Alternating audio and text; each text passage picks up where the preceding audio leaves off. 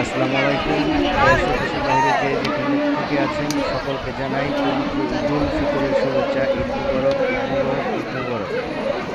আজ ঈদের দিন আমাদের ঘরোয়া কেন্দ্রীয় ঈদগাহ মাঠে আমরা এসেছি ঈদের জামাত পড়তে। এই আমাদের এই কেন্দ্রীয় ঈদগাহের পাশেই এই স্কুল মাঠে আমাদের বিভিন্ন বাহারি রঙের দোকানপাট বসে। এখানে ছোট সবাই আমরা আমাদের বাবা, ভাই, চাচাদের হাত ধরে এখানে এসেছিলাম।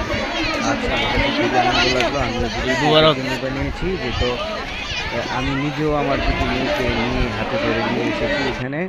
এমনকি গ্রামের জনগণ সকলের ছেলে মেয়েদেরকে দেখে মারছে, মেয়েরা খেলাধুলা করছে, আমার চামচ সেজে আসছে, যার যারের মতন নানান কিছু খেটেছে, তারপর আপনার আনন্দ উল্লাস করছে।